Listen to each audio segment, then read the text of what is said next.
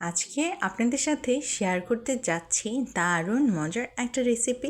আর এটা কিন্তু কোনো মিষ্টি পিঠা নয়, বরং এটা পনির দিয়ে বানানো পনির পপ।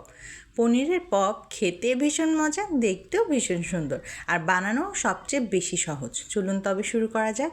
তার জন্য প্রথমেই আমি এখানে একটি বাটিতে 2 কাপ পরিমাণ ময়দা নিয়ে নিলাম এবং স্বাদ মতো লবণ দিয়ে দিলাম। প্রায় হাফ চামচের মতন লবণ দিয়েছি। এবারে ময়দা এবং লবণকে খুব সুন্দরভাবে হাতের সাহায্যে মিশিয়ে নিলাম। এই পর্যায়ে দিয়ে দিচ্ছি সয়াবিন তেল। প্রায় 3 টেবিল চামচের মতন সয়াবিন তেল আমি এখানে ব্যবহার করছি। এবারে খুব সুন্দরভাবে হাতের সাহায্যে মথে নিতে হবে। খুব ভালোভাবে কিন্তু এভাবে মিশিয়ে নিতে হবে এবং ততক্ষণ পর্যন্ত মিশাতে হবে যতক্ষণ পর্যন্ত হাতে মুঠ করলে সে দলা বেঁধে না যায়। কিছুক্ষণ সময় ধরে এই কাজটা করতে হবে। মূলত এই যে ময়ানটা আমি তৈরি করছি এটা হচ্ছে পরোটার ময়ানের মতোই হবে। এবারে কিন্তু দেখতেই পারলেন আমার ময়ানটা একেবারেই তৈরি হয়ে গিয়েছে পানির জন্য। এবারে আমি অল্প অল্প করে পানি দিয়ে দিয়ে একটা সুন্দর খামির তৈরি করে নেব। আপনারা কে কে মজাদার আমার রেসিপিগুলোকে পছন্দ করেন সেটা কিন্তু কমেন্ট বক্সে অবশ্যই জানিয়ে যাবেন। এটি আমার আম্মুর একটা সিগনেচার আইটেম, বানানো সত্যিকারে খুবই সহজ, আপনারা দেখলেই বুঝতে পারবেন। মাত্র 4টি উপকরণে তৈরি এই মজাদার পনির পপ। এই মজাদার পনির পপের ময়ান অথবা ডো কিন্তু রেডি হয়ে গিয়েছে।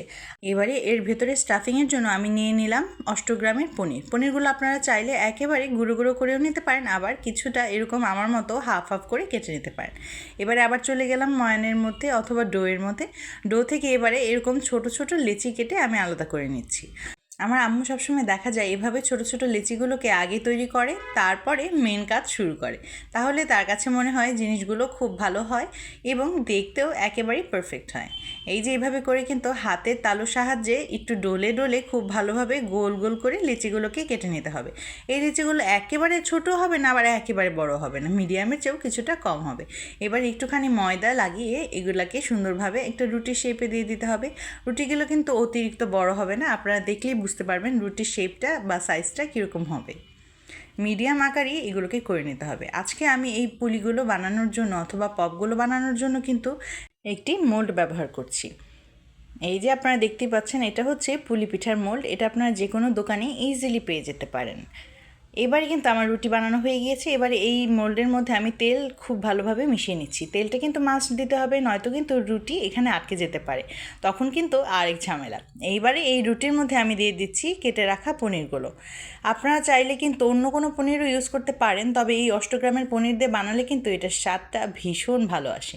এবারে এভাবে ভালোভাবে হাতের সাহায্যে চেপে চেপে আশপাশে যে এক্সট্রা অংশটা আছে সেটাকে আমি উঠিয়ে নিলাম। এই যে আমার মজাদার পিঠার শেপ কিন্তু হয়ে গিয়েছে। দেখতেই পারলেন কত সুন্দর হয়েছে পিঠাগুলো, আর বানানোও তো খুবই ইজি। সুন্দর সুন্দর এই পিঠাগুলো বানানো হয়ে গিয়েছে। এবার কিন্তু ভেজে নেওয়ার পালা। তার জন্য চুলায় একটি কড়াই বসিয়ে কিছুটা তেল দিয়ে দিলাম এবং তেলটা গরম হয়ে আসলে কিন্তু এগুলোকে আস্তে আস্তে দিয়ে দিতে হবে। তেলটা একেবারে গরম হওয়ার কোনো প্রয়োজন নেই। যখন দেখবেন অল্প একটুখানি বুদবুদ আসা শুরু করেছে, ঠিক সেই সময় পিঠেগুলো দিয়ে দিবেন। তেলটা মোটামুটি কিন্তু এমন থাকতে হবে যেন পিঠাগুলো খুব ভালোভাবে ডুবে থাকতে পারে। এই পিঠা বানানো সত্যিকারই খুবই সহজ, আপনারা তো দেখেই বুঝতে পারছেন। আমার রেসিপি ফলো করে কিন্তু এই পিঠাটা আপনারা একবার হলেও অবশ্যই ট্রাই করবেন। এই যে উল্টে পাল্টে কিন্তু কিছুক্ষণ সময় ধরে ভেজে নিতে হবে। একটা কথা বলে রাখি, চুলার আঁচ কিন্তু প্রথমেই হাই ফ্লেমে রাখবেন না, তাহলে আগেই পড়ে যাবে এবং দেখতে ভালো লাগবে না, আর কিছুটা কাঁচাও থেকে যাবে। এভাবে উল্টে পাল্টে কিছুক্ষণ ভেজে নিয়ে যখন দেখবেন গোল্ডেন ব্রাউন কালার হয়ে এসেছে, এ পর্যায়ে বুঝতে হবে আপনার পিঠা একেবারে হয়ে এসেছে। এবার একটি স্ট্রেনারের সাহায্যে তেল ঝরিয়ে আমি পিঠাগুলোকে তুলে নিলাম। এইবারে দিয়ে দিচ্ছি পরের ব্যাচ। এভাবে একে একে করে আমি সব কটি পিঠাই কিন্তু ভেজে নিয়েছিলাম। ব্যাস তৈরি হয়ে গেল দারুণ মজার পনির পপ। বলুন দেখি, এত সুন্দর এবং এত ইজি একটা পিঠা যদি বাসায় বানানো যায় তবে কি কেউ চমকাবে না? অবশ্যই চমকাবে। এভাবে মজাদার রেসিপি বানিয়ে বাড়ির সবাইকেও চমক লাগিয়ে দিন এবং গেস্টদেরও মন জয় করে নিন। আজকের রেসিপিটি কেমন লাগলো কমেন্ট করে জানাতে একেবারেই ভুলবেন না। আপনাদের সুবিধার্থে আমি একটি পিঠা ভেঙে দেখাচ্ছি। এটা খুবই ক্রিস্পি হয়েছিল এবং ভেতরটা দেখতে পাচ্ছেন পনিরটা একেবারে পিঠার গায়ের সাথে লেগে গিয়েছে। দারুণ মজার এই পিঠা, বাইটে বাইটে শুধু পনির আর পনির। ভালো লাগলে লাইক কমেন্টের পাশাপাশি একটা শেয়ারও করে যাবেন। ধন্যবাদ।